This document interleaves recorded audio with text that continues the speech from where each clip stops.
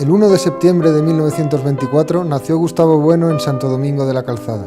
Hoy, 90 años después, esta ciudad rinde homenaje al filósofo que desde 1960 ha tomado a Oviedo como base para desarrollar su propio mapa del mundo, el materialismo filosófico.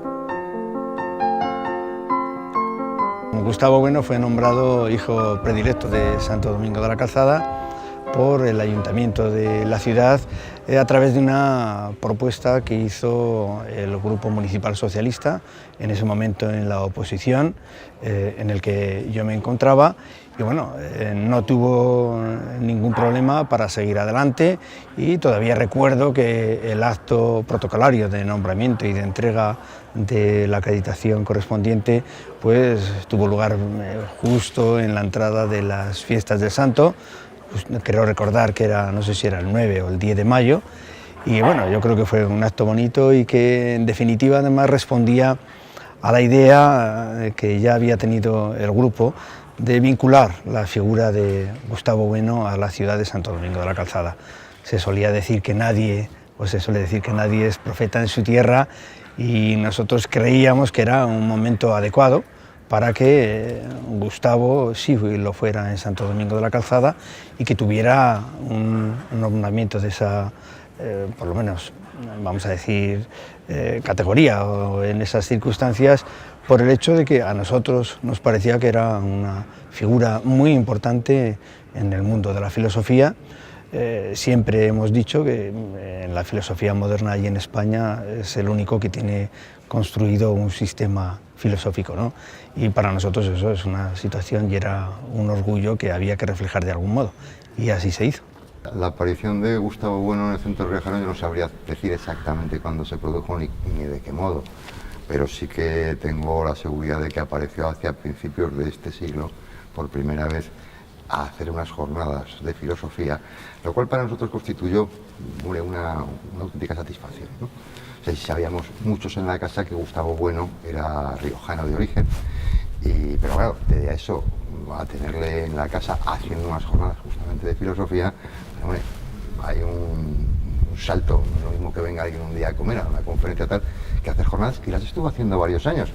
De hecho, después hemos tenido ocasión de, con su gente, con su escuela de filosofía, tener pues una relación también profunda y intensa que nos lleva a mantener ya un segundo ciclo. Hicimos uno primero del español como lengua de pensamiento hasta el año 2011 y luego uno segundo que lo llevamos desde entonces hasta ahora, que también está siendo pues muy brillante, muy bueno y de gran repercusión. Y claro, bueno, pues fue un honor, una satisfacción para nosotros el nombrarle socio de honor, que voy a recordar el detalle porque vale la pena recordarlo. Gustavo Bueno no fue elegido socio de honor como en otras ocasiones, aunque es competencia de la Junta Directiva de la Casa el hacerlo. En ocasiones se hace también por la Asamblea General de Socios, y en el caso de Gustavo Bueno se hace por la Asamblea General de Socios de la Casa.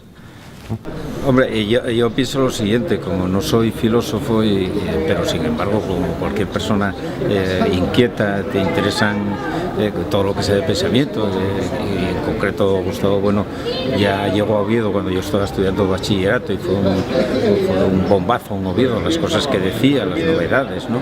Aquello del cierre categorial y todas esas cosas, pues fue interesándome, y yo lo que veo es lo siguiente, en un resumen, porque no me puedo extender o no debo extenderme, en resumen yo pienso que es desde el siglo XVII el filósofo más importante que hay en España, después de Suárez, quizás el filósofo más importante que hay en España, que elaboró un sistema propio, que eso no es nada fácil, y que causa admiración en todo el mundo. Lo comentó él hoy aquí, como hay seguidores a través de internet y algunos que vienen aquí de diversos continentes. Él está desmitificando creencias, son creencias absurdas, a priorísticas, y que son cosas más a veces sentimentales, cosas que no están ni racionalizadas, pero que se consideran muy importantes. Por eso muchos de los libros que escribe a veces chocan, y hay gente que le llama,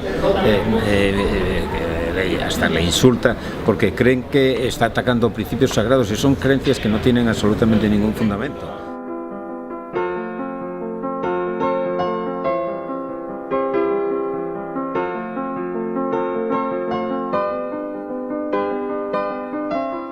Muy bien, pues nada, Oviedo 10 me pide que desde Santo Domingo de la Calzada pues hable un poco en relación con mi 90 aniversario.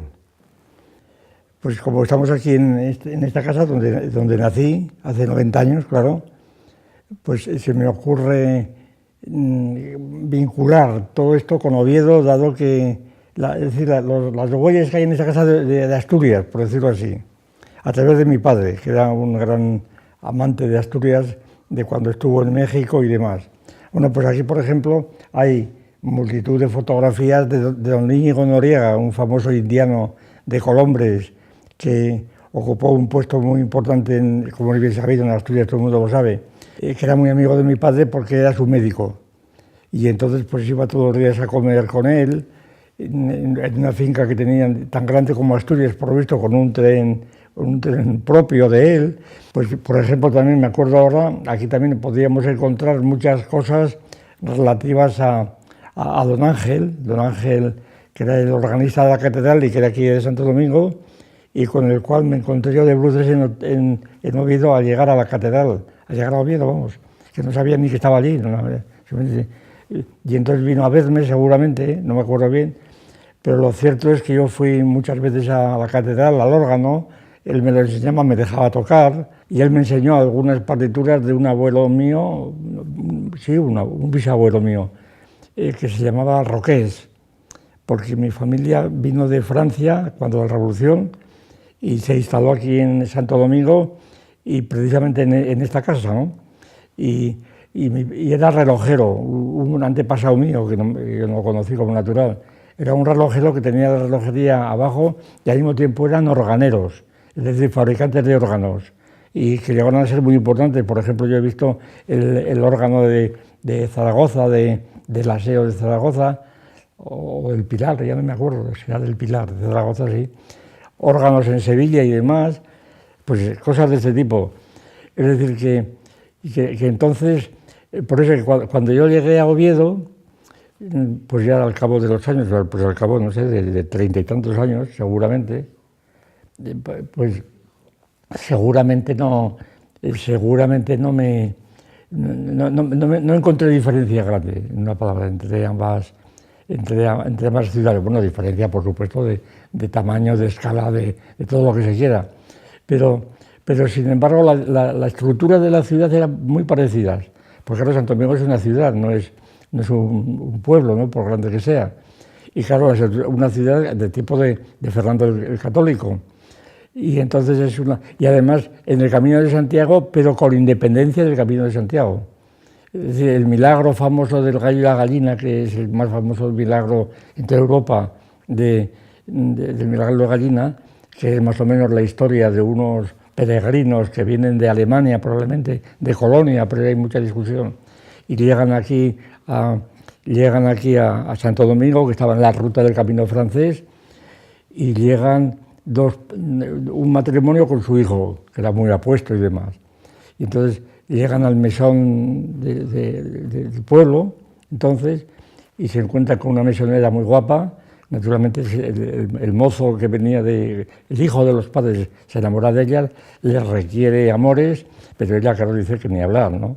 Y entonces el despechado le mete una copa en su mochila, la mete y le denuncia al corregidor inmediatamente que le ha robado. Entonces, como no se andaba con chiquitas, pues el corregidor coge al mozo y lo ahorca en la sede del pueblo. Los padres quedan desolados, se marcha a Santiago y a la vuelta, 3 o 4 meses, van a visitar a su hijo en la horca y lo encuentran vivo. ¿Pero qué ha pasado aquí? Están vivos, esto es un milagro de Santiago. Van entonces a ver al corregidor. El corregidor se ríe, dice, ¿cómo está? Es imposible que esté vivo.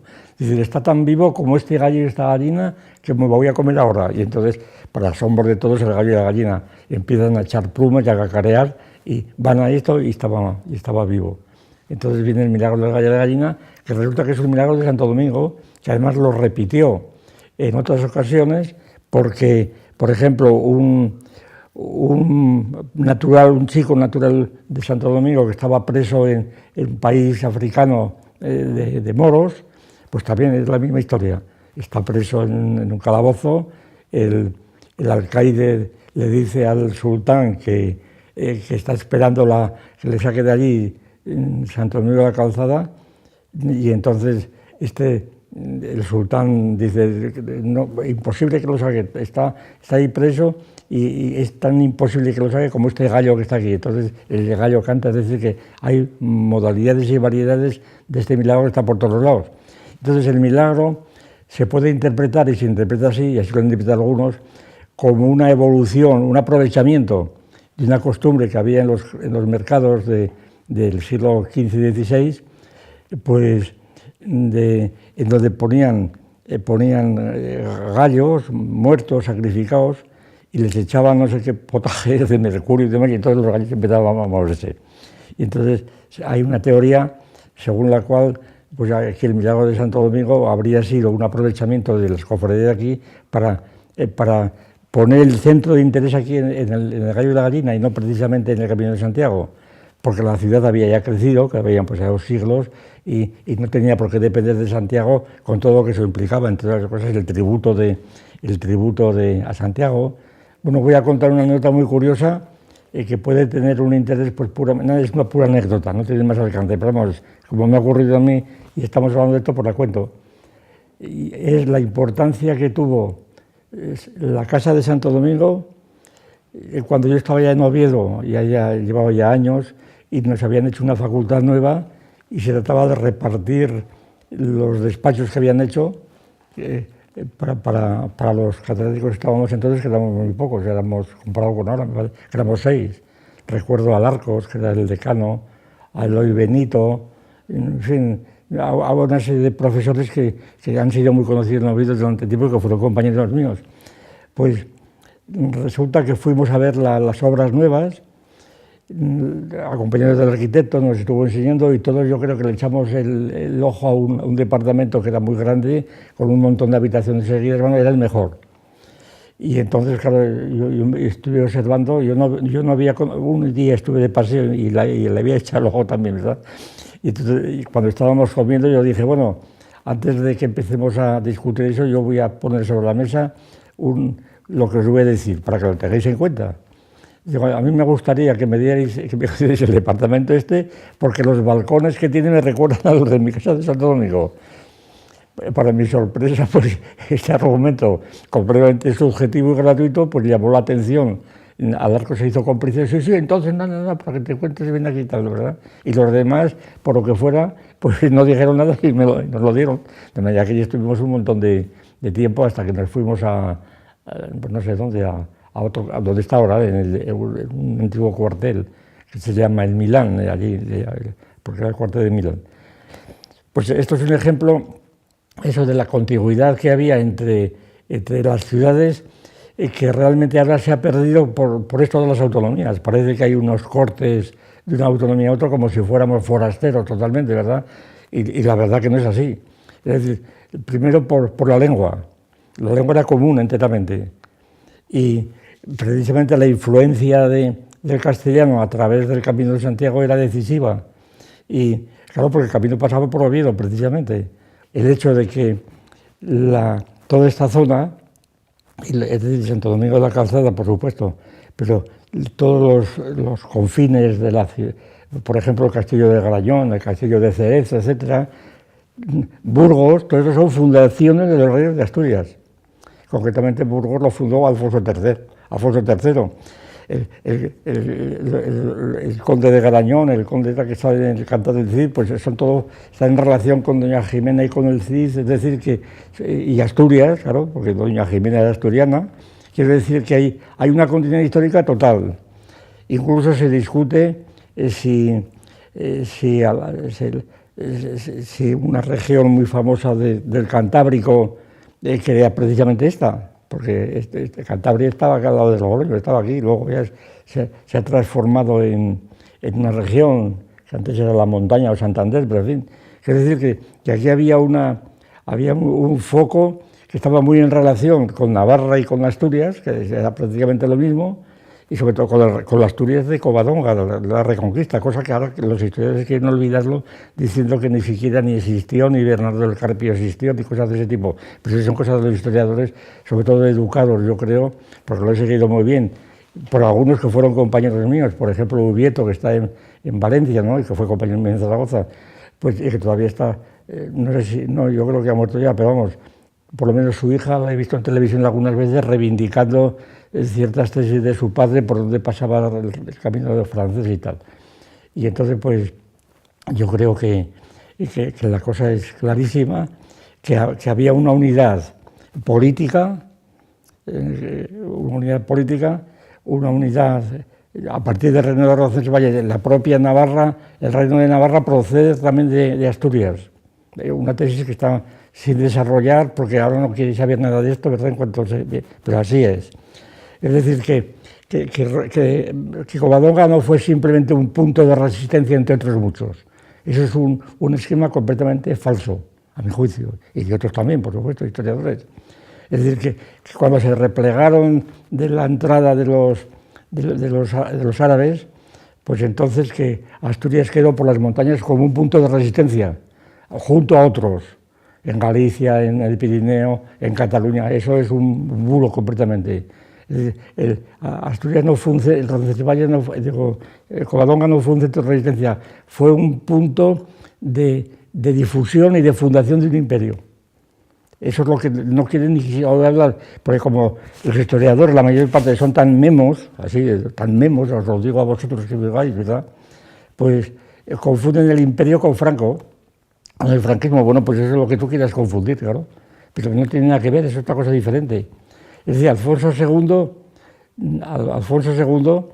pues, que es el que fundó Oviedo propiamente, aunque ya estaba fundado anteriormente, pero el que lo hizo capital de un reino que estaba construyéndose, pues llegó hasta el Duero, llegó hasta Lisboa, llegó hasta el Tajo, llegó hasta el sur y además con voluntad de quedarse allí. Incluso el famoso desierto que hizo en León, que todavía hoy se ve, eso era la propia estrategia de Alejandro Magno, de hacer los desiertos para tomar las ciudades luego. Es decir, que había una continuidad total. Las propias colinas de Oviedo se han comparado muchas veces con las colinas de Toledo y esas a su vez con las de Covadonga, es decir, capitales imperiales todas ellas. De manera que entonces hay una estructura que los historiadores se empeñan absolutamente en desconocer, totalmente en desconocer, sencillamente porque yo creo que porque no están acostumbrados al método antropológico, que quieren atenerse a los documentos. Muy bien, los documentos demuestra esto. Bueno, pero lo que tú me pongas un documento ahí de un concilio o de unas cortes no quiere decir nada, porque hay que ver cómo se organizó aquello y qué consecuencias tuvo. Además, bueno, total, que lo que quiero yo insistir es que la comunidad, no la comunidad, que esto es una palabra ideológica que quiere inventar, nada, comunidades autónomas, comunidad en el sentido de la comunidad de vecinos o de la parroquia, que es el ejemplo que ponía el que inventó la distinción entre comunidad y sociedad, que fue un tal Tenis, un sociólogo. Bueno, él no se llamaba sociólogo siquiera, ¿verdad? Porque lo de sociólogo es ahora cuando se da el nombre de sociólogo a Max Weber y tal, que los cuños eran sociólogos, eran filósofos, ¿verdad? Pero le llaman sociólogos para tratar de recuperar, ¿verdad? Entonces, pues esta idea de los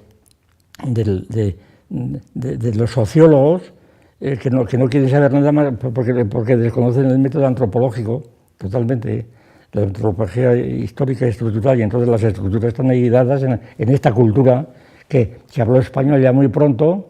Claro, el español aquí en Santo Domingo depende enteramente de San Millán, de la Cogolla. Aquí a 14 kilómetros tenemos a Berceo, que es el primer escritor de lengua española, ¿verdad? Y por mucho que se hable de siglos, que nadie duda que puede haber ahí lo que quiera, pero un Gonzalo de Berceo no se encuentra en cualquier lado. En esta casa había una librería de mis abuelos, y allí estaba el teatro crítico de Feijóo, claro, que yo leía pues como natural cuando estudiaba bachillerato antes. Y entonces Feijóo para mí era una referencia continua, para mí Oviedo era Feijóo. Es decir, ni siquiera lo veía donde estaba en el mapa. Y cuando cuando íbamos a veranear a Asturias antes de ir a Oviedo, que fuimos una vez, porque era Feijóo, lo demás no me interesaba. Y yo en gran parte, cuando salió la cátedra de Oviedo, pues dije, nada, me voy a ir por Feijóo en gran parte, ¿no? Porque había por lo menos allí una personalidad de esa categoría que yo la consideraba como del primer orden. Y entonces yo leía a Feijóo no como erudito, yo no soy ningún erudito de Feijóo, sino simplemente como lector, como unos tantos lectores que de niño había tenido ocasión de enterarse de muchos discursos y cartas de Feijóo y admirarle completamente y admirarle de su lenguaje, porque era un lenguaje, claro, Feijóo inventa el lenguaje filosófico, ¿verdad? Entonces de Ortega inventó el lenguaje filosófico, ¿no?, actual, fue Feijóo que lo inventó. Y además y la temática misma. Y la crítica misma, muchas veces hemos dicho que la crítica de la razón pura, que para los alemanes es el criterio de separación entre la edad antigua y la ilustración, ¿verdad? La crítica de la razón pura, es curioso decir, y la razón pura, cualquiera sabe lo que es eso, lo sabrán Kant y los alemanes. Yo nunca lo entendí, pero la crítica, lo que llaman la crítica, pues es de origen español. Yo cito al Criticón de Gracián, por ejemplo, al Teatro Crítico de Feijóo, y luego pues el Criterio de Balmes, que además son tres sacerdotes de la Iglesia.